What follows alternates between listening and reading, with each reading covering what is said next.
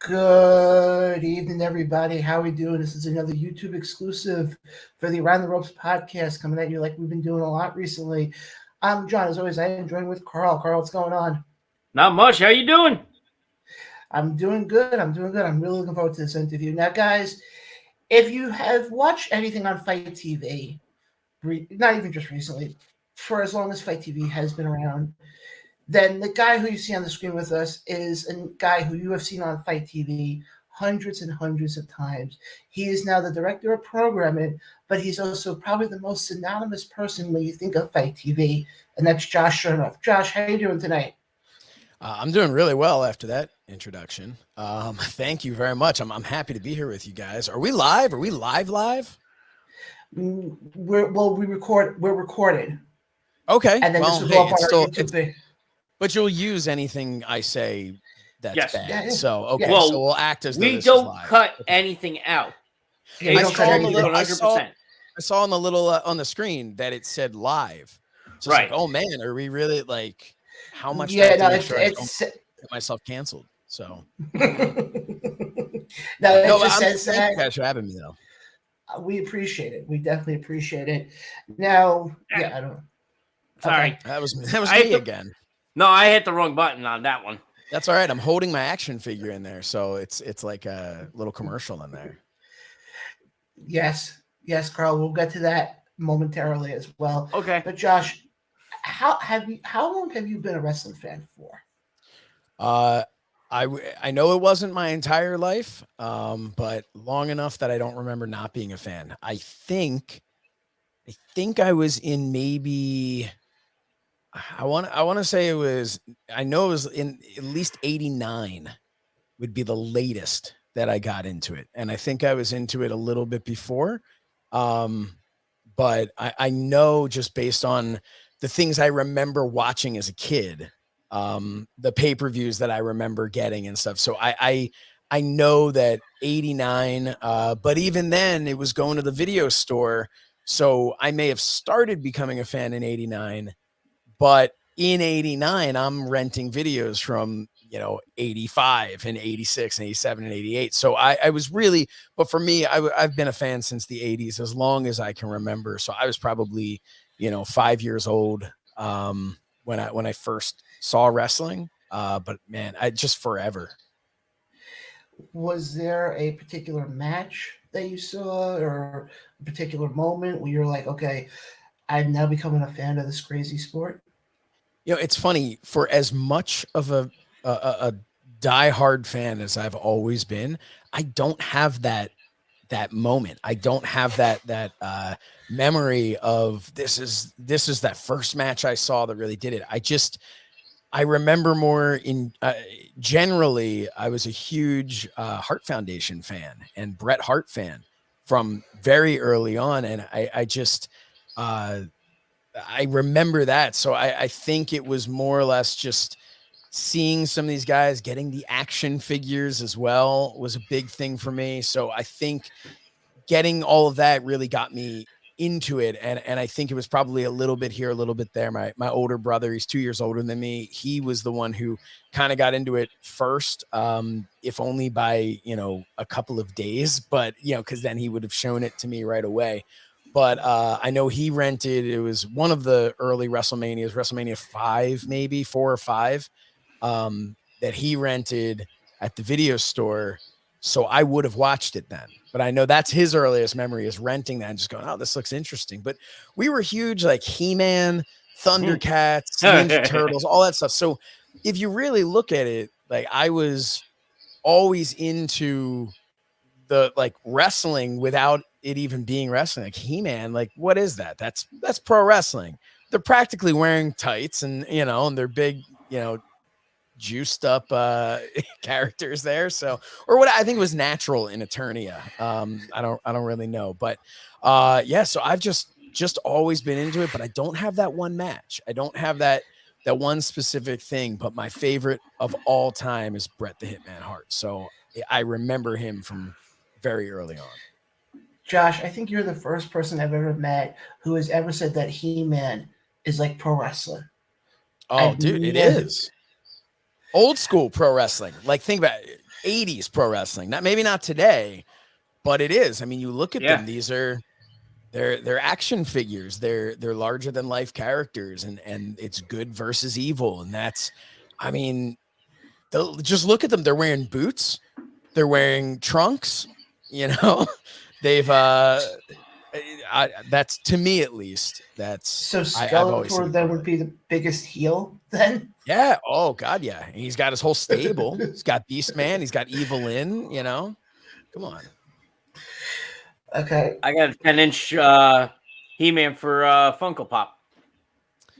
Very nice. Yeah, I've got you can't see it. It's off to the side. I've got a little DTOF collection here of my old He-Man figures that if you move them, they'll fall apart because they're down in the basement. Yeah. Well, I mean, here's my original. My kids wanted to be able to play with them, and I was like, you cannot play with these because the legs used to be connected by, like, it was a rubber, pretty much a rubber band. A rubber band. Yeah. And those just dried up over time. But you know what hasn't gone away? My Stinkor figure still smells exactly the same, which I love. And I don't understand how. Like, it's been. Do you still have the 2 castles? Oh, no, those are long gone. I always tell my mom, I'm like, you got rid of these things that you didn't realize you could get them for, you could sell them for thousands of dollars now if you still had them. But I don't have the castles. I still have mine. That's awesome. Then I also have the little dinosaur holder for them. Oh, yeah. Do you have the connection, like that whole set where it was like 3 of them? Oh, yeah. I didn't have that. I didn't have the whole set. I had Castle Grayskull, but nope, I had all 3. I feel like this interview has gone a completely different direction. And sorry, John. Let's just hang out and talk about He-Man figures. But yeah. Oh no, I'm not saying anything, you guys. Well, Josh, once you brought up He-Man, I was like, okay, Carl's gonna take this now for the next 20 minutes. Oh, we could. I could get into the my son is he's almost 5, and he has just jumped into the Netflix He-Man shows. Both of them, Masters of the Universe and the one that I think is supposed to be more geared towards kids. Yeah. But he is just obsessed with, like, absolutely obsessed with it. So we actually, for his birthday's coming up in April, and my wife got him, and she didn't even ask me about this because she knew I was going to thumbs up all the way. Got him Castle Grayskull, so he is going to. It is going to blow his mind, and it's so cool to be able to sit back and watch my kids enjoying a updated version of what I loved as a kid. Yep. Well, I guess the one He-Man question I have, so we can then go back to the wrestling, Carl. It's not going to be anything. Are you a fan of the remake that they did on Netflix? The Masters of the Universe. Yeah, Masters of the Universe. Yeah. Yeah, I actually am. I thought it was really good. I was a big fan as a kid, but I never was into, like, the comics that came out, so there's so much history to that brand and so much of what some people would consider canon and other people wouldn't, and all the multi-verses, I guess you could say. But for me, looking at it, I just felt like it definitely captured the nostalgia factor. But I also got to watch it through my son's eyes, and he wasn't looking at it with 35 years of memories of the old He-Man. So for him, it was just so cool, and that for me was just awesome to watch it through there. So I mean, I don't know your feeling on it, but I actually really enjoyed it. Well, I haven't really had an opinion on it because I didn't really watch the original that much, so I can't really say whether or not. I'm a young lad. One of those young guys make us feel old. Well, you're close to how old now? I am 38. I feel about 65. But yeah, but that's from my days wrestling. But no, I'm 38. I think you just made Carl feel very old. Yeah. Sorry, Carl. You just turned 43. Oh, that's not bad. But I feel like I'm at 100. Oh yeah. Well, that's bound to happen. Okay. So you and I know So- the old school stuff, especially the old Yeah. wrestling figurines too. Oh yeah. Oh, I have some of those old wrestling figurines. I got Yeah. them from my dad growing up. You talk about the old plastic wrestling dolls that you can't Well, like really which bend one? the arms. Oh, No, like the you don't bend the LJN arms. ones? LJN or LJNs Yeah. is the ones I have. yeah. See, I was ones more where you- Hasbro. I have some LJN, but I was Hasbro. I have all of the original LJNs and the ring. Oh, wow. See, I have the ring when Jack's Pacific released it as the Monster Ring in 96 for when they had the bone crunching figures and they released it, but because they were technically connected as the same company from LJN, they used the exact mold Yep. of the LJN ring. Well, the figures were like half the size of the LJN figures. So that's why they called it the Monster Ring. And like the top rope was above all like the Undertaker's head, but still it was so cool. And yeah, I never had the LJN ring. I have it. It's crazy. Well, the one wrestling thing I do have. Do you remember they came out with a SummerSlam set like the late '90s? I think it was. And one of the ones I got is Al Snow, completed with head. I have a signed Al Snow up there. You can't see it, but it's signed. It was like Ringside Collectibles was doing this thing. It was years before I ever got to know Al, but he signed it. I want to say it was like a Backlash series or something. It's him in the head. Okay. But I don't know which one was SummerSlam, the one that got pulled off the shelves because people complained that he had a woman's severed head. Yeah, that's the. Okay. I think that's the one because that's the one I have. There you go. That's ridiculous. But I mean, I also just recently got. If we're going down wrestling memorabilia that we have, I just recently got a signed Bruno Sammartino picture. Oh wow! From Very the cool. place that I go and get all these Funko Pops from that you see behind me. Yeah. And the guy turned around and said, "Yeah, we'll charge you $10 for it." And I looked it Wow. up, and I think it goes for a couple of $100. Yeah, that's awesome. That's And I basically turned around and I $10. said, "Okay, I'm gonna go frame this thing and put this thing up on the wall because it's the autograph looks legit and all." Yeah. And I'm just sitting there, I'm like, not many people can say they have anything signed by Bruno. Yeah, I mean, and that's obviously since he passed, it's more and more valuable. All right, Very so cool. now going back to you with wrestling for a bit, you just said you used to wrestle. Yeah. Did you wrestle for any big independent promotions or more local things? So my time as a wrestler, I wrestled from 99 to the end of 08. So the indie scene was not what it is today. It was just a very, very different world back then. I had my own company called TWF and I wrestled for that. And I'll give a cheap plug to Talking with Friends, which is a show on FITE now.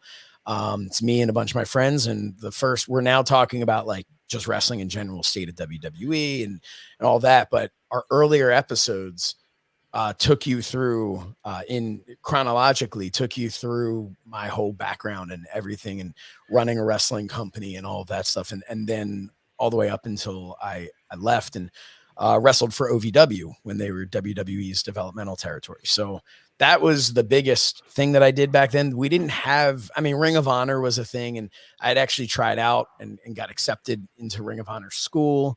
And then I was just like, I don't, I was like, I don't feel like doing this. But it, my time in OVW is kind of, that is, I guess, the biggest indie that there was at the time back then, especially because it was associated with WWE. And my traveling partners were Wade Barrett and Drew McIntyre. So, that's always my claim to fame when I want to name drop. That and my last match I had, my last singles match that I had was against Rich Swann in his first singles match that he ever had. And Rich and I are still friends to this day, but that was also, I always joke that, I passed the torch to him, which is ridiculous because he obviously has done way more than I had ever done as a wrestler. But I think my time in wrestling, aside from just the friendships that I have, I think my time in wrestling is why I'm able to communicate on Fight with all these wrestlers in a way that maybe somebody else wouldn't be able to, because as Taz pointed out once before, he was talking about my bump card.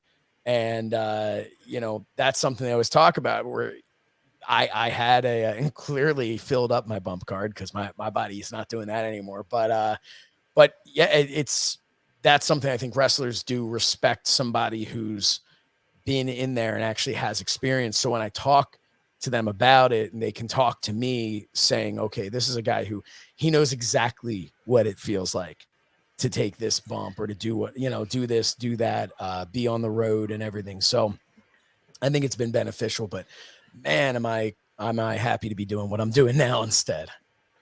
Which we will get to that as well. When you were with OVW, were you there when Cena and Batista, when they were first No. coming up, or after? No, I was there in 07 and 08. So I was there with Oh. Drew and with Drew McIntyre and Wade Barrett.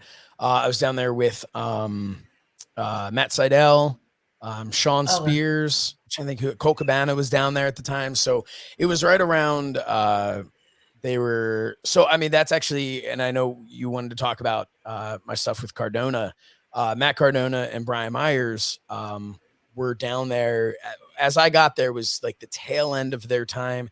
The very, very end. I think my first week was Cody Rhodes last week before he got called up to the main roster. But it was around that like ECW brand thing, because I know one of my first nights out there, I still have on my Facebook, deep in my pictures, is like the Major's last night in Kentucky. So it was the Major Brothers last night there when we all went out and hung out on 4th Street down in Louisville. But so yeah, so I knew that. I've known those guys since then, but it was a good 5 years after the Cena Batista days.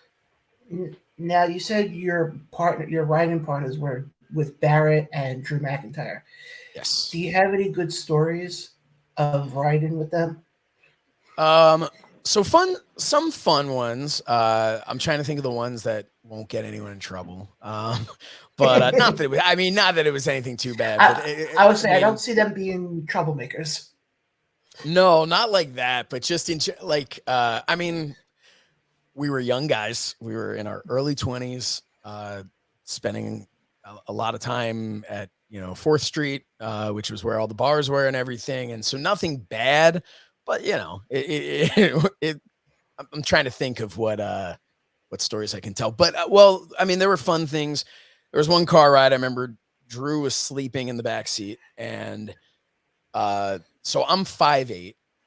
So imagine me with both of those guys. And the whole car ride, where Wade Barrett is coming up with ways that I can get taller, and he's like suggesting, he had read something about in China they were like breaking people's legs and making them taller and everything. And I'm like, I mean, his name was Stu. I mean, his name's still Stu, but at the time I'm like, Stu, like, dude, I'm gonna hit the ropes and my legs I'm gonna have like a Sid Vicious situation here. Like, you can't. I mean, like, I'm not doing that. I'm not breaking my legs to go, be taller in wrestling. And also, I'm gonna have these really long legs and I'm gonna have this short upper body. It's not gonna work. But he was really serious about it. And also at the time, we would sing to Drew anytime that song. I'm trying to remember. I don't remember what it's called, but it's the Taylor Swift song, the Teardrops on My Guitar. That's what it's called. And they're always like Drew looked at me, or Drew called, or whatever it is. But every like verse starts with that. So Stu and I would just sing it when it would come on. We would sing it to Drew, and he would not be happy. So I mean, in general, we just kind of had fun. We just, we had a good time, and we would go and just hang out. And it was just a lot of fun. Like I said, no salacious stories or whatever, but I don't want to tell any, drunken stories. I will say there was the time I got a flat tire, and we were just all standing on the side of the road trying to figure out how to change a tire. None of us had ever changed a tire. And as we stood there ashamed and embarrassed by the fact that none of us felt like real men, And we're just like trying to figure out, all right, well, what do we do here? And I'm just expecting, well, of course they'll know how to do it. And they're expecting, of course he knows how to do it. And eventually I think AAA came. But it was just a lot of fun. And it's nice to, I was texting with Drew when I was down recently for FITE. I was down at OVW, and it was the first time I'd been there in, I guess, 14 years. And he hasn't been back since he left. And so I was sending him pictures of the Davis Arena and how it's changed and everything. And we were just, and actually I was talking to Stu also, and we were just reminiscing about, like, it was just such a different time. And it really was like the beginning of social media. We still had, like, we were MySpace friends. So like, it was really the beginning of social media, but there was no such thing as Twitter or anything like that. So it was like really the end of when you could just kind of mess around and not get in trouble for posting videos of it on social media. So it was just a lot of fun. It was carefree. It was our college, like it was just, it was a blast down there. So you mean it was back in the day where if you posted something, you wouldn't be afraid of somebody resurfacing it 15 years later? No, because I think like those things would just get wiped off after a while. Like try and look up a website from 2002. Like it's not, sometimes like I had stuff posted, like old pictures that I've tried to go on those like time machine things on online and see if I can find these old pictures, and it's not there anymore. So some of it, thankfully, is not there anymore. But we didn't even post pictures. Like all those pictures I mentioned that I had on my Facebook with Cardona and Myers and all those guys. Like, man, I took those with a digital camera, like I didn't take those on my phone. We didn't have good quality picture phones. So yeah, it was a different time. I'm feeling really old right now in this conversation. I'm laughing because I actually remember those days where you actually had to take out a camera you would get at like Walgreens. Oh, the little, the little paper. You would have to get it developed. And yes, yeah, like anybody who's watching this video right now who was born, after 2005. Yes, folks, there was a time where you weren't able to just take your phone out and just take 27 pictures and it came out crystal clear. There was a time. Yeah, it's just it was a different time. You had to go and drop it off and just wait a week. So let me ask you this: what got you into broadcasting? So when my career ended, so I had neck injury and just wear and tear from being in the ring. And again, I'm not a big guy, and I was there at a time a couple of years before the smaller guys really started to shine. And I don't mean that to suggest that I would have, shined as a smaller wrestler. I mean, these guys are doing things that are incredible, but back then when WWE left OVW and they said, if you're not Matt Sydal or 6 feet tall, we're not interested. And as it turned out, I wasn't either. So I, at that point left, and I went back to work the indies back home in like the Philly and New Jersey area. And my neck was just the wear and tear from wrestling all the time and having previous neck injuries. And it was just, it got to be time. And I transitioned out of that into, I had, a real job in commercial real estate investments.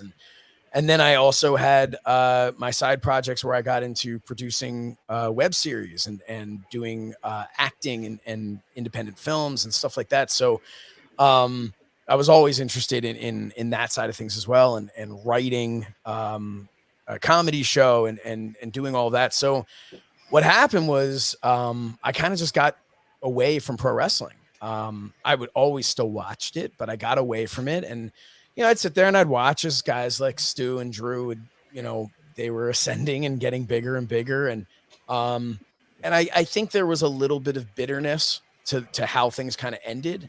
I was so excited when I went to OVW. It seemed like this was finally going to be that next step for me. And then WWE left. And I remember talking to Triple H at, what was it? The Arnold Classic. It's a bodybuilding convention. And I'm there and I see Triple H, who was there signing or whatever. And he was coming in the back door. So I went over and I started talking to him. And And of course I mentioned, I'm like, yeah, I'm down at OVW. Now, a couple of months earlier, him and Shawn Michaels had come down to OVW. And the rumor was that was kind of like, they looked at it and they said, this isn't what we want. We want, you know, FCW, and which later became NXT. And Triple H was starting to kind of have his whole master plan of what he wanted to do. So they had just left OVW. So I'm there. I'm like, yeah, I'm wrestling down at OVW. And he's like, oh man, that's the place to be. And I'm like, it was. And there's just like a moment of silence there between us. And he's just like, yeah. And that was that. So he didn't on the spot offer me a contract. So, you know, but so I was a little bitter about the business for a while. And I remember I would always listen to podcasts and whatnot. And I started becoming a fan of Something to Wrestle with Bruce Pritchard and Conrad Thompson. And I was getting kind of back into it because, you know, they have that nostalgia that they play off of for their show. And I don't mean that in a derogatory way. I think it's incredible. And they really tapped into the nostalgia of wrestling. And I started going like, man, like I remember I used to love this. I loved it before I was a wrestler. And I said to my wife at one point, Something to Wrestle was coming to do a live show at the old ECW arena. And my friends had gotten into it. I'd gotten them into the show as well. All the guys that are on Talking with Friends with me. And I said to my wife, I'm like, you know what? I'm like, it's been like 10 years. And I'm so tired of being bitter about wrestling and looking at these people and just being like, oh, I knew him when, you know, and all that. And being like Al Bundy and the however many touchdowns in a single game, you know, and talking about my glory days. And I was like, you know what? I loved wrestling. I just want to be a fan again. I'm happy to not be in the business anymore. I just want to be a fan. I'm going to get tickets to Raw and SmackDown and Something to Wrestle. And I'm just going to go and enjoy it. And I did. And it was a blast. And 6 months later, I was back in the business. So, you know, because when you have that bug, it never goes away. And so what happened was at one point I've known Bill Apter since I was 9 years old. And, you know, everybody knows who Bill Apter is, from the Apter mags and everything. And, which he'd hate that I called it that, but I bumped into Bill at one point and he's like, why don't you come down? I do this YouTube show every Wednesday. Why don't you come down and guest host it with me at some point? I was like, yeah, all right. Why don't, you know, I'll do that. That's fine. And I showed up and I did that with him and we had a lot of fun and I channeled my inner Bobby Heenan from Primetime Wrestling and just had a really good time with it. And we happened to be interviewing that week. He had Conrad Thompson calling in to talk about the first ever Starcast. And on the show, Bill goes, he's like, yeah, we're going to send Josh for here at Apter's Alley. We're going to send Josh down there to get some great interviews and like just set it on air. And afterwards I was like, are you serious? Do you want me to do that? And he's like, yeah. He's like, get in touch with Conrad and ask him if it's okay. And you'll go there and do that. And that was it. And between that time and Starcast, I started doing a podcast with Bill. We started doing the After Chat. And because I was like, Bill, you got to do a podcast. You got to tell all these stories. You have this great Rolodex. I mean, our first guest was Hulk Hogan. And, you know, so through that and through Starcast, I just kind of started interviewing people. I didn't have any background doing it. But my background was I loved professional wrestling and I had been a professional wrestler and was, I guess, okay at interviewing people. And I really would just ask questions. So that's pretty much how I got into it. And then Bill Apter is the one, while I was doing the show, I was like, you know what? We have such a straight-laced way of doing things here, but I really would love to add some comedy. And I've always been a fan of Jon Stewart and The Daily Show. And I was like, what if there was a pro wrestling version of The Daily Show? So I'm like, well, why don't I do that and put it on YouTube? And that was So Says Shernoff. I did one episode and Bill Apter was like, you need to show this to Mike Weber at FITE. And I was like, all right, that's fine. And I showed it to Mike Weber at FITE and he loved it. And 2 months later, I was starting to have a weekly show on FITE. And I actually, this morning, recorded my 35th episode. So it's a monthly show. And we did take a few months off during the pandemic and everything, but 35 episodes of that show, still going strong. And that kind of all brought me into working with FITE. That was not the Cliff Notes version, I feel like. So I hope anybody's still watching. We don't mind. But my first memory of seeing you was at Double or Nothing in 2019. And I thought it was cool to be somebody who got to go to these wrestling events and interview the guys. This is obviously before I started doing this show with the list of who we've interviewed on this show. And it's, I give you a lot of credit for what you do. But let me ask you this. As obviously, I guess you could say I'm an aspiring interviewer. What would be some tips that you would give? The best tip I think I could give as far as how to be a good interviewer, and my advice is, for whatever it's worth, but I've always found listening is the best way to do it. I've been on interviews where, like, for instance, like the way we've been having conversations, like the He-Man stuff, something came up, we just started talking about it. I've been on interviews where it doesn't matter what my answer is, they are immediately on to the next question. No follow-up, no anything based off of what I've said. And for me, what I've tried to do is you always want to be prepared going into an interview and having I don't mean it to sound like there's anything wrong with having prepared questions. You absolutely should have prepared questions and have done your research on the person, like you guys obviously have with me here. But I always would give the advice to somebody to listen to what the answer is, because you never know if you don't get to it's just like, honestly, it's just like wrestling where they say calling it in the ring and versus somebody having their spots. You have to feel it. You have to feel, in wrestling, you're feeling the crowd, right? You're feeling how it's going there. And you can have the crowd going one direction, but if you're just like, no, I got to get my stuff in, I got to hit this move, and this is the move that comes next, you're going to lose out on that opportunity to have a really great match because you weren't able to pivot. So you might have your questions where you really want to get all these questions in, but maybe the person you're interviewing has answered a question in a way that you weren't anticipating, has said something. You need to be open to go like, oh, wow, really was not expecting them to say that, but I'm here's what I'm wondering based off of what they said. And don't be afraid to just go in that direction. So that would be my best advice, to just listen to the person that you're interviewing. It's just always going to make for a better interview, because inevitably someone is going to say something that you didn't know or you weren't expecting. And the worst thing you can have is when somebody's listening to that interview or watching that interview and somebody's going like, oh, how come they didn't follow up on that? Oh, he just said something really interesting. I want to know more about that. But the interviewer didn't follow up. And I mean, and sometimes I've missed it, but that would be my advice, to always just listen.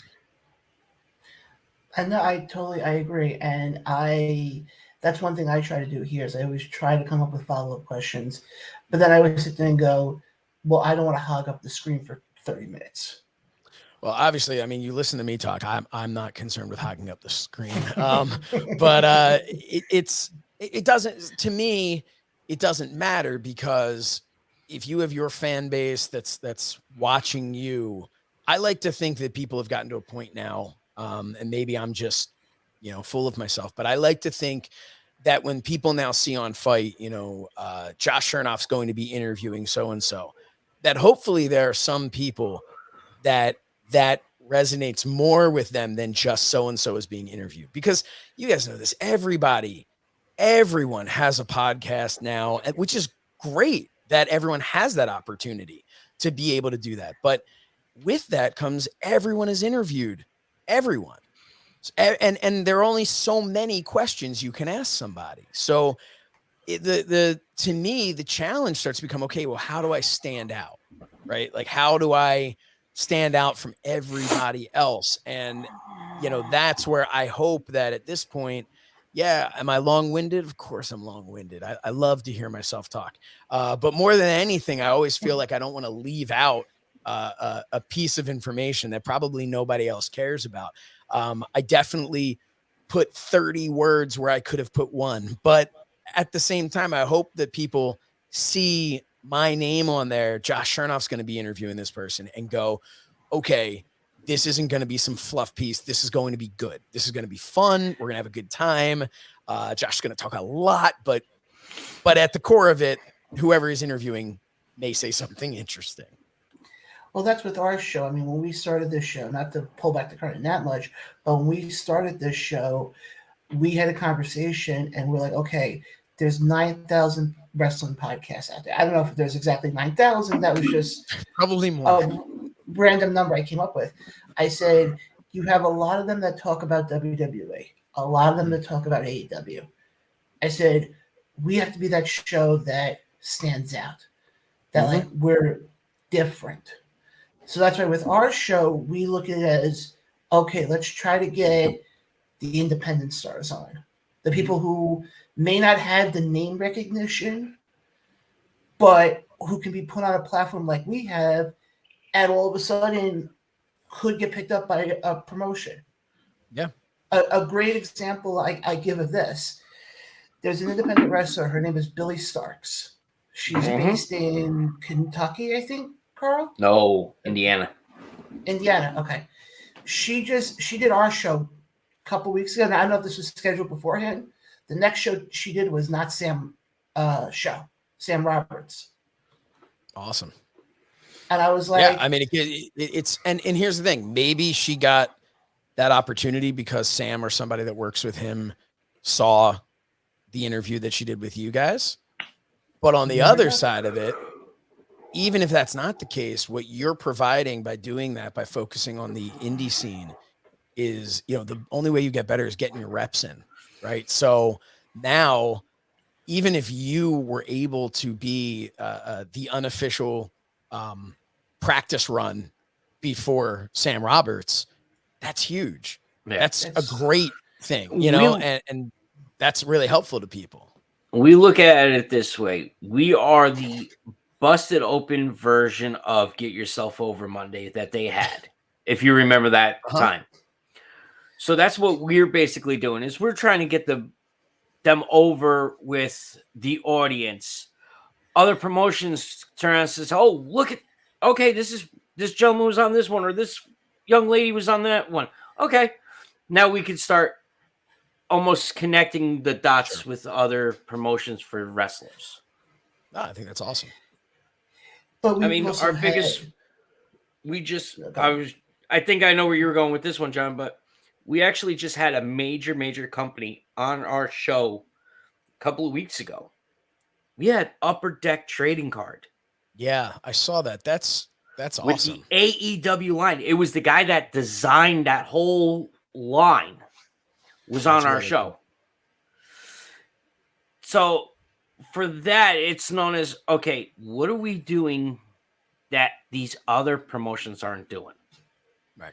And that's what it has to be. And that's kind of the advice to anyone doing an interview, is you look at it and you say, you know, there are so many people out there doing interviews. There are so many opportunities for someone to watch something else. So what makes them want to watch you? Now, I'm lucky enough that I'm with FITE. So I've kind of fallen into that. There's a built-in audience in FITE that just happened to be watching me, as opposed to me having to build a brand quite as much. But at the same time, why am I with FITE? Well, I built a brand on my own and got noticed and got brought over. And I was doing So Says Shernoff, doing my own show. And then they gave me opportunity. I asked them. That's another thing. Don't be afraid to ask for opportunities. You know, I asked for opportunities with FITE. I said, hey, do you guys ever have anything where you need an extra host or you need whatever? And they said, yeah, we've got this, we've got that. And, you know, I was willing to go out there and work for free. I did a number of things for free just to get some experience and not have a big ego about it. And, you know, I'm not telling everyone you have to go work for free, but at the same time, you know, it's basically being an intern. You have to. And I always looked and said, here's what I'll do. I'll work for free. I will show them what I can provide them.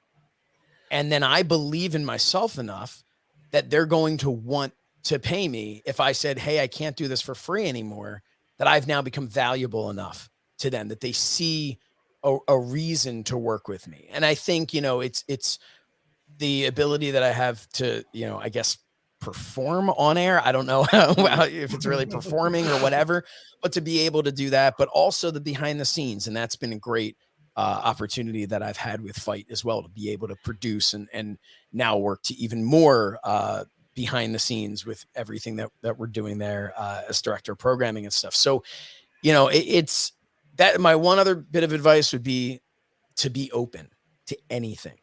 I remember saying to a friend of mine from high school when I first got So Says Shernoff picked up by FITE, and he said to me, he goes, I feel so stupid that I never thought of this as a career path for you, talking about wrestling.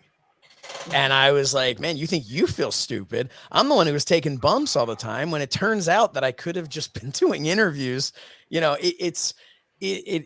It's something that kind of, I felt like I always joked, I trained my entire life for what I'm doing now, because all I ever did was talk about wrestling. So now that's what I get to do for a living, Well, I see it with this show, and I see sort of, not that we're getting recognized, not getting swarms of people wanting our autographs yet, but yeah, not like me with the, oh my God, the line.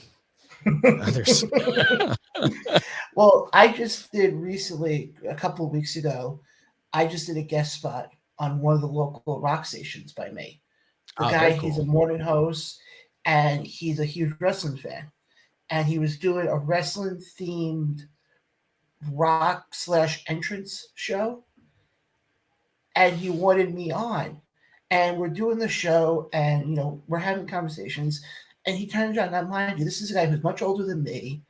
Mm-hmm. And he turns around, he goes, yeah, I want to get somebody on who's more of a who knows more about wrestling than I do. And I sarcastically looked at him and said, okay, where is he? And then I realized afterwards, I'm like, no, he's actually talking about me. I can't tell you how many people come up to me now and go, oh, did you hear about this news with WWE or this news with AEW? I go, we spoke about it on the show. Go watch the show. But people, I'm starting to see that now with this show, just the opportunities we're getting. Yep. And it's not that we none of the opportunities that we've ever been given on the show, we've ever asked for. It's just been how we've presented ourselves by doing the work beforehand, putting the time in, and it's paid off dividends. But enough about me, because it becomes a lot about me. One of the most recent shows you did was GCW at Hammerstein. Yeah. And we actually we did a watch along for that. Oh, very what cool. Was it like? Yeah. What was it like? What was it like in the venue that night? It was crazy. It was, it felt like we were a part of something special that was happening. And I don't know what's next for them. I mean, obviously they're still running their shows, doing everything. I don't know if they're planning to return to Hammerstein. I don't know if they're, looking for bigger than that or somewhere in the middle, but it felt like an arrival. Like it felt like we were there watching a moment in wrestling history. No matter what somebody felt of the show itself, right? Like it was just that moment, just being there. I personally enjoyed the show, and I thought everybody worked so hard. I thought the fans really enjoyed it. It was just it was an incredible atmosphere. Being a part of that, like I said, it just, you knew you were a part of something special. And I've been very, very lucky. I did the pre-show to the premiere of Dynamite for AEW before their first episode. And I was at the first episode. Oh, well, so was I. I mean, mind you, I was sitting up in the nosebleed, but I was there. No, but it was being able to be there for that, being able to be there for AEW's first show. their first TV, their first pay-per-view. I've gotten to be there for some really monumental moments. I was able to be there at the Chase for NWA, the Return to the Chase in St. Louis. And then, of course, when Matt Cardona won the GCW title at the Showboat in Atlantic City, these were moments that I feel very lucky that I was able to be a part of. But what's cool is you start to kind of, everyone always says like, oh, you could feel it in the air, but you can. There's this energy when it's one of those moments. And of course, I'm not saying that, the premiere of Dynamite was the same as GCW at the Hammerstein. But the energy was the energy because to those people, there are some people in that locker room that's the highest they're ever going to go. And I don't mean that in a derogatory way. It's just the way it is. Just like my wrestling career, like there's, I had my show that was the highest. It certainly wasn't the Hammerstein, so I think when you see people achieving something that they never thought they could, the AEW locker room was filled with people that never thought they'd be doing what they were doing, getting ready to premiere on TNT and premiere on Fight Worldwide. And the same thing with the Hammerstein. I felt that way. It was a really, really cool night to be a part of. I actually have a piece of Jeff Jarrett's guitar that he broke over Effie's head.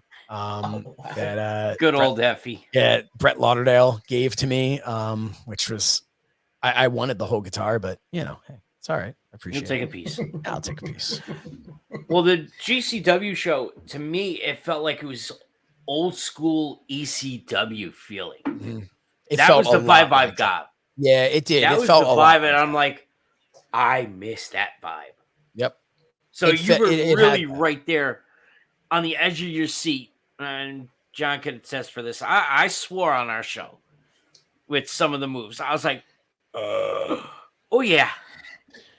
Yeah, there was some stuff on there that was definitely nerve-wracking. Yeah. And it was but it you know what? It was, again, that energy there. Everybody worked so damn hard on that show, but it reminded me very much of Barely Legal, the first ECW pay-per-view. That's what it reminded me of. And I felt very similar to how I felt sitting at home as a kid watching that first ECW pay-per-view. I remember feeling like I had achieved something as a fan, right? Yeah. Like this was ours. And I saw that with GCW. I saw all the fans just feeling that as well. And it was really cool when they were showing the video package in the beginning, and then it came to the, and now I don't know if it was Pabst Blue Ribbon or someone presents. Yes. And when they were doing all that, I was watching Brett Lauderdale and Giancarlo, who put this whole thing together, the two of them, and I'm watching them and just smiles ear to ear from both of them. And this idea had come to life, and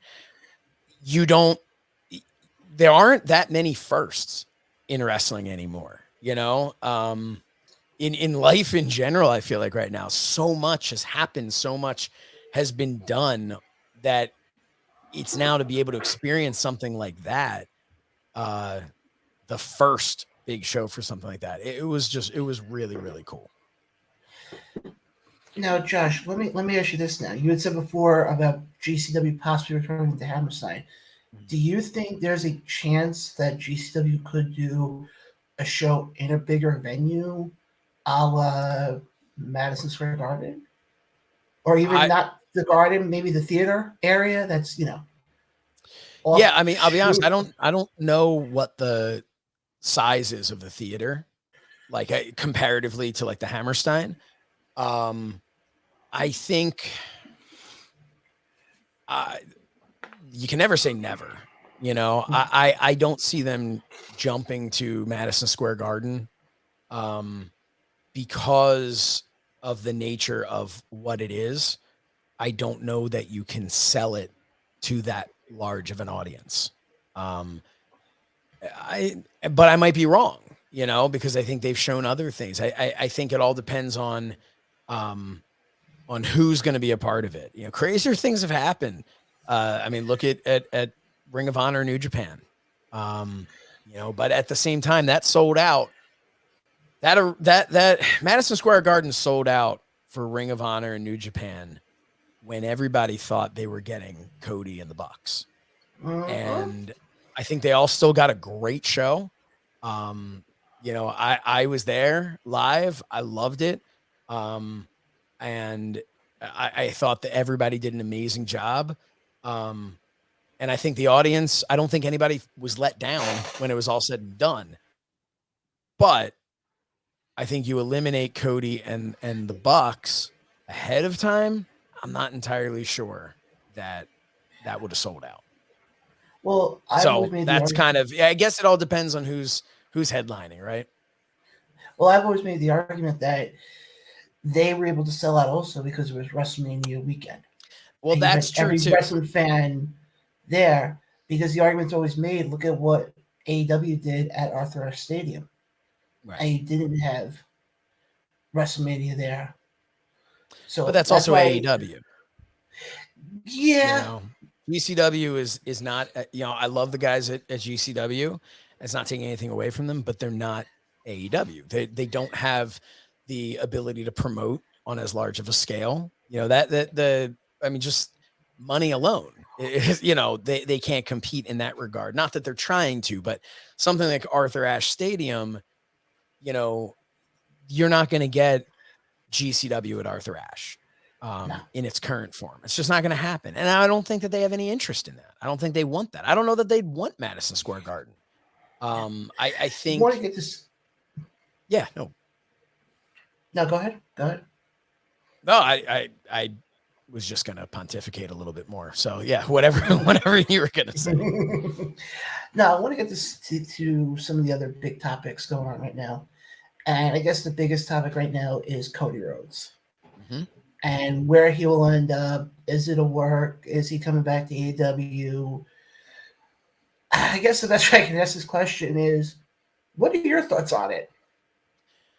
So, I like Cody a lot. And I actually, the episode that's going to be airing, I believe later this week on FITE of So Says Shernoff, I talk about it a little bit. I also show an interview from December 20th that I did with Cody because I think it was really interesting to look back 2 months, listen to everything he said through the looking glass that we now have, right, of what's actually going on.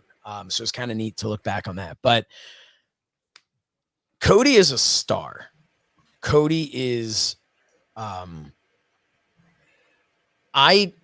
am surprised, but also not surprised about him leaving AEW.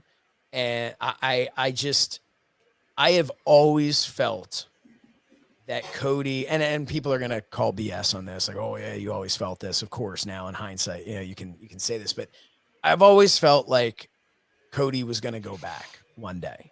I didn't know how. I didn't think it would be this soon, but I felt like so much of what led to the creation of AEW was Cody having a chip on his shoulder, needing to prove to himself and prove to Vince McMahon that he was better than what WWE thought he was.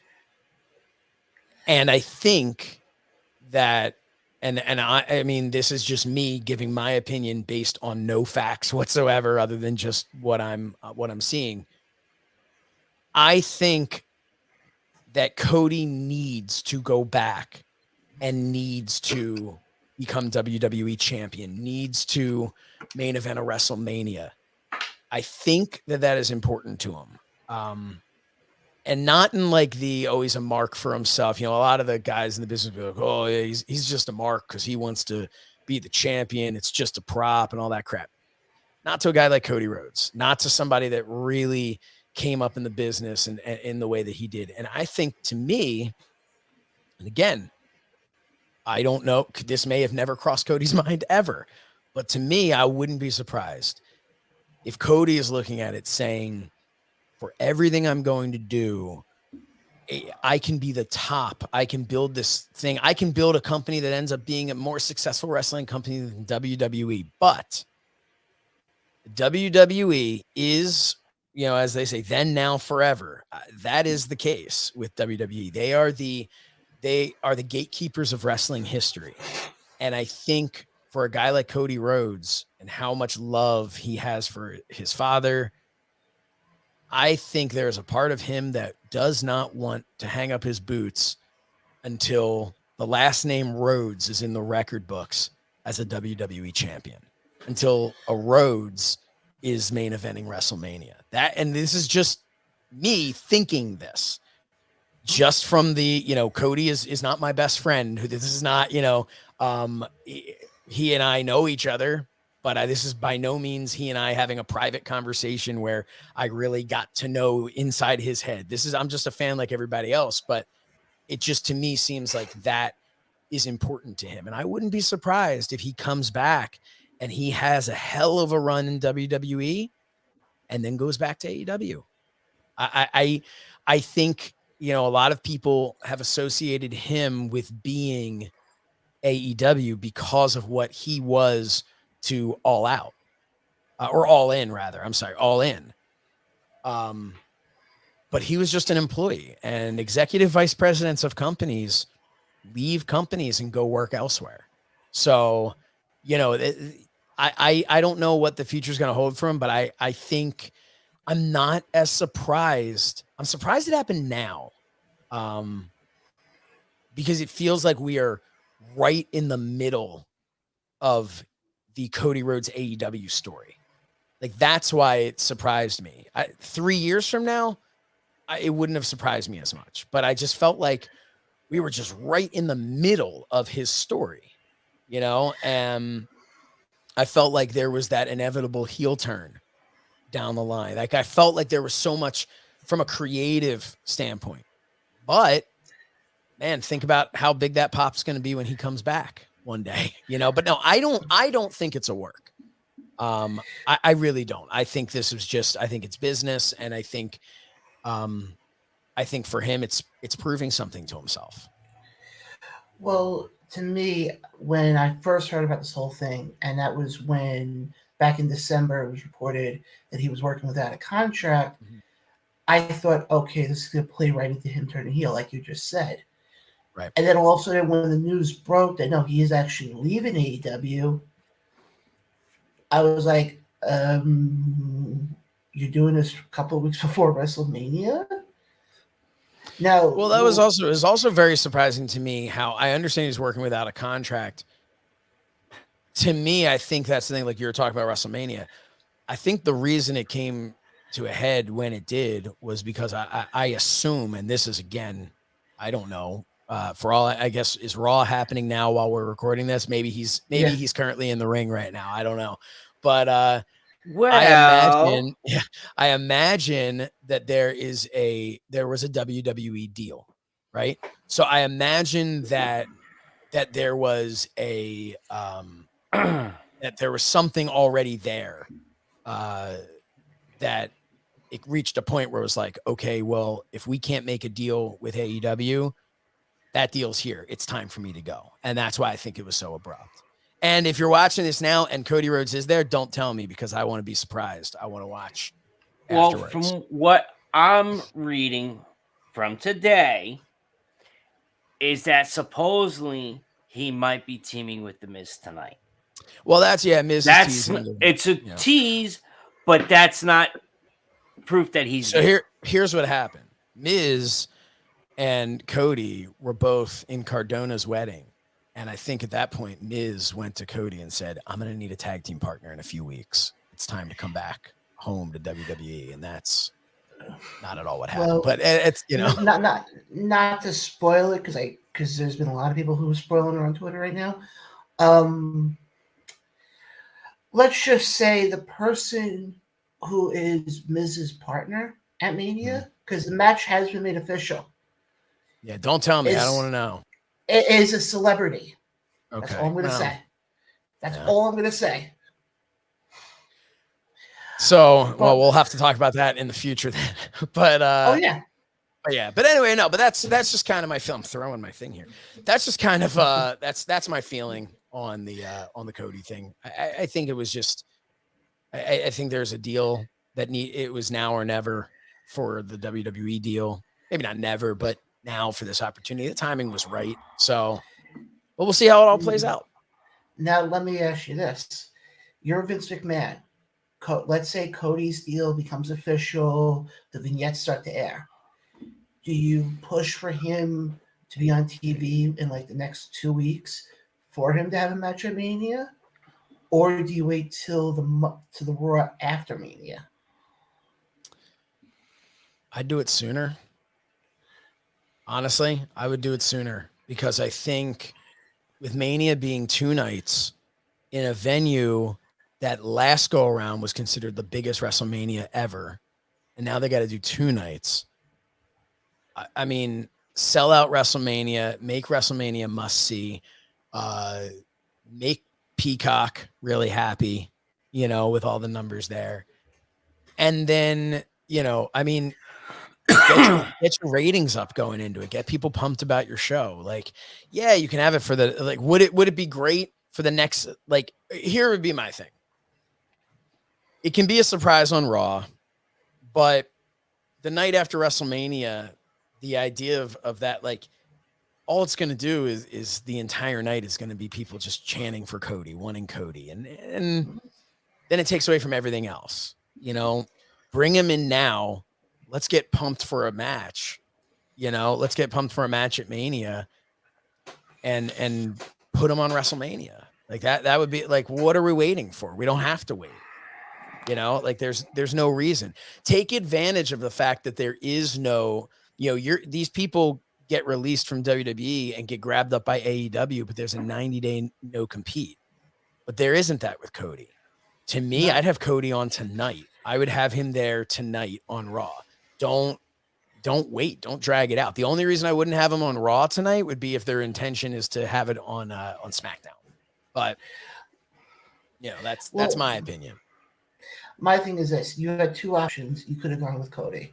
I think option A, and I think they both kind of fit the same storyline. If Triple H didn't have the medical issues he's been having right now, I think that would have been the easy storyline right there. Oh God, of course. But I don't. That's not going to happen. Well, I think not this year, and probably not. I mean, not ever. But option B to me would be Cody versus Seth. It's interesting to me, though. To me, it would be Cody versus Orton because Orton was his. Orton is the guy who leader. That was his leader before with the legacy. And Cody left and became his own man. And now he's not this young kid anymore who, Orton can whip around and all that stuff. So I think, but hey, Cody and Seth, damn, I mean, that would be amazing. When you think about how long it's been since Cody's been there, and when you think about how he was Stardust before, which by the way, I loved Stardust. I thought he was freaking awesome as Stardust, but it's been a long time since we've seen Cody Rhodes. And I don't know that I know we have never seen this Cody Rhodes, the American Nightmare. We've never seen him. You always seen the dashing Cody Rhodes. So this is a new guy. It's a new day, as they say. So I'm excited for. I hope he goes back. And man, all I want is to be entertained. I want entertaining pro wrestling. That's it. I don't care. I don't care about all the little Twitter battles that people are having with each other over it. Put on an entertaining show. That's it to me. The Saudi show, I actually thought was pretty good. The Elimination Chamber. All of my opinions on them going and taking the money from Saudi Arabia aside, I thought the show itself was entertaining. Well, we can get to that momentarily. The last thing I'm just going to say about Cody and Seth for a second, you can easily play back to the feud that the Shield had with Cody and Dustin or Goldust. Mm-hmm. There's a lot of meat on the bone, as they say. There's a lot of opportunity there, and then the things we're not even thinking of. So I think it's a really good move for WWE. I think they need to keep him special, and because we've seen. CM Punk. We saw CM Punk and and AEW, and now he's just a part of AEW. Right. He's great, but it's not as special as it was in the beginning. So you got to capitalize. I don't think AEW capitalized on CM Punk the way they should have. So I think WWE needs to capitalize on Cody. Well, there's another name that you could say they didn't capitalize on yet either, and that's Keith Lee. Well, I mean, it's been 1 week. He should have been, if not performing, should have been on the mic in the ring this past week. Maybe. I mean, I don't know. That to me doesn't bother me as much. I feel like it's with Keith Lee. It would have just said why he was there. Yeah, but I mean, you have to remember Keith Lee is not as big of a deal as he should be because of how he was used in WWE.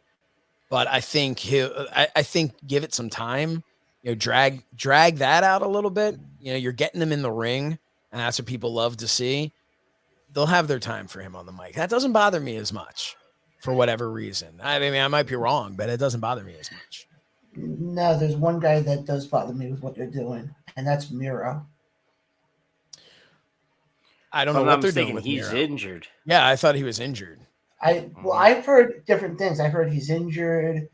I've heard the old one. Okay. But even him, he was another guy that they brought him in with the whole thing with Kip Sabian to be the best man. Then they kind of made him the Redeemer. See, I love what they turned him into.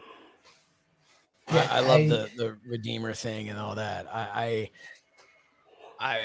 think he's shown a lot of personality that we never got to see before. So, I mean, but look, everyone's entitled to their own opinion on it. I just think, as long as everybody's putting out the best effort, and WWE hadn't in a really long time, but I've been getting this feeling, and maybe it's just because it's the road to WrestleMania, but I've been getting a feeling like they've been picking up steam a little bit again, Yeah, I totally. And Carl will be back momentarily. Carl got furious and left because I disagreed. But Josh, let me move on a little bit because we've kind of covered a lot today. Yeah. So far. In addition to what you do with FITE TV, you also are the host. Is it just the one you do with Blue Meanie, or is there another one? So I actually am not on Mind of the Meanie anymore. We just celebrated Mind of the Meanie just celebrated today as we record this, their 100th episode. And I was there for 90 something. But when I began the beginning of the year, when I started full time with FITE, it just became impossible for me to be able, just from a scheduling standpoint, to be able to do it. So much so that I was actually supposed to be like a surprise guest on the 100th episode. But my schedule with FITE, I was down in Florida for a bare knuckle fighting event that I had to produce. And I just, my schedule's just been crazy. I introduced the 100th episode though, with a little video, and audio message. But to me, that show is continuing on in such a positive way. Adam Barnard is the guy who took over for me. I'd been a guest on his show once before and really enjoyed his style, and I thought him and Meanie would really get along. So he started kind of sitting in while we were doing while I was busy doing stuff with FITE, and then he eventually took over full time. And I think him and Meanie have great chemistry. And so Mind of the Meanie, definitely check it out. Still, it's a great show. It's like, morning talk show radio. Like it's a lot of fun. I loved my time with Mind of the Meanie. But no, I'm not doing that anymore. I have So Says Shernoff on FITE. I have Talking with Friends, which is a monthly show as well. And then I have the Fight and Focus shows that I do for FITE, that I host those and produce those. So there's been talk of other podcasts through FITE. I've talked about, doing shows with other people, and some have been presented to me, and we'll see. It all has to make sense scheduling wise and everything. But right now, I mean, I am, I've got a lot on my plate with FITE. I love what I am doing now with them behind the scenes as director of programming. And we're working on a really awesome multi-day event called Fight Fest WrestleMania weekend. So, you know, it's going to be a lot of fun, and I'm pretty much, you know, my fingerprints are all over it. So I'm really excited about it and proud of what we've been able to put together so far with that. And last question for me, because I think, like I said, Carl maybe is going to be back momentarily. Out of all the events you've covered for FITE TV, what's the event that you had the most fun at, that you sit there, even if it just happened last year, even the GCW one, and you're like, holy crap, I actually covered this event? It's got to be the first Dynamite. The fact that, because I was still so new to doing anything with Fight in that regard. I'd only been interviewing people for like a year, you know, and to have that opportunity to host a live 2-hour pre-show, interviewing the Bucks, interviewing Dustin Rhodes, interviewing MJF, you know, so many people who were big stars went on to be even bigger stars, and just what they all meant to AEW. Being able to be backstage there and working that, like, it was just, that was one of those things where you're sitting there and you know that you were a part of history. And being in that venue, the Capital One Arena there in Washington, DC, and thinking about, you know, walking around backstage there and remembering Starcade with Hogan and Sting, which took place in that building, and like, just, you know, and then you know, hanging out with Jay and Silent Bob backstage, that was pretty amazing. So just that show, I think, to me, would have to be my top one. That was just such an amazing experience to be able to be there and be there in the role that I was in. I just felt so like it was a pinch me type of moment. Well, I can say this as a fan, and I've only been going to events really as a fan. The last 2 wrestling events I was at was Double or Nothing when Moxley debuted, which I tell people now who watch it on FITE TV. I turn on to people now and I'm like, no, that noise you heard was legit that night. Yeah, that was crazy. Because I didn't even say, I was backstage the whole time, never saw him, did not know he was there. And the other one, I was going to say, the other one was the night that Bray Wyatt debuted as The Fiend at the Nassau Coliseum. That must have been cool. I remember exactly where I was. I was 3rd row from ringside. Wow. And it was during Finn Balor had a match. I don't remember who he had a match with. And I could see they were doing something, because I could see in the corner of my eye that somebody was coming down the ramp, obviously when it was dark. I think they were doing a video package or something. And I see somebody coming down the ramp when it's dark and going under the ring. And I'm like, they're going to debut him. They're going to debut him. And he comes out and I'm like, so I could sit there and say that the 2 events I've been at have been sort of historical, I guess. Yeah. Big moments in wrestling. That's awesome. Carl, you okay? Yeah, I'm sorry, guys. Unfortunately, I had to get coffee. Yeah. Hey, listen, I had my coffee earlier in my nice mug here, my Shernoff Premium Broadcasting mug, available now at SoSaysShernoff.com. So yeah, I understand. But yeah. I'm welcome back to the show. Yeah. But that's all right. You have to get coffee. I gotta go have dinner. So yeah, Carl, do you have any more questions? I'm actually out of questions at this time. That is okay. I'm out of answers, so it works perfect. Well, Josh, my last thing. Do you have any questions for us? No, not really. I feel like I've been put on the spot here. I guess, you know, when can we do this again? Because this was a lot of fun. Doors open to you. Yeah, I really appreciate you guys having me on.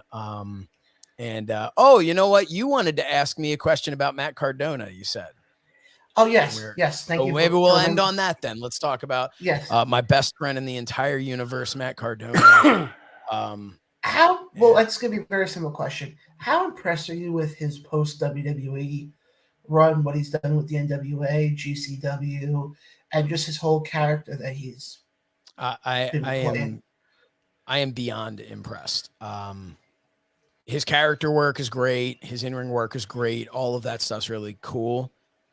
It's everything around it that he has created, whether it's his podcast, whether it's just the buzz that he's created for himself. And, you know, when you look back and you think everything he did with the Z True Long Island story back in the day, you know, it makes perfect sense. You look at it now and you go, oh yeah, I guess he's the guy who could do that.